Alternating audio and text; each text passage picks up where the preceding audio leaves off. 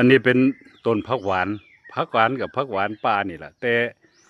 เขาไปเอาในมันมาในจากไอ้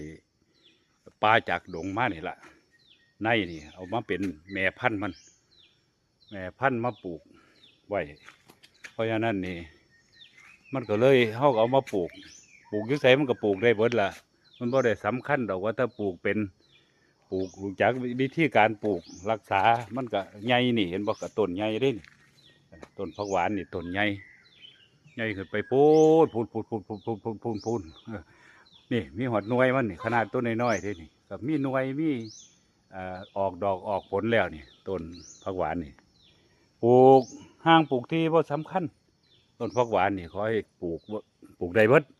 มันสิอยู่กับต้นไม้ทุกอย่างได้นี่ต้นนี่เขาเอิ้นต้นหั่งปลาต้นหั่งต้นแดงต้นยางนี่มันก็อยู่ได้เพราะฉะนั้นนี่ปลูกจังไสก็ได้เบิดนี่ต้นนี่จักปีนี่มันนี่คือต้นนี่ก็10 ปีต้นผักหวานต้นนี้ปลูก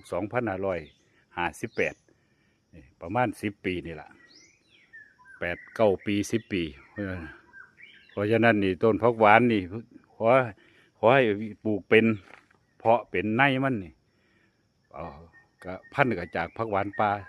คือเก่านั่นแหละเพราะฉะนั้นนี่ปลูกให้เป็นอยู่ได้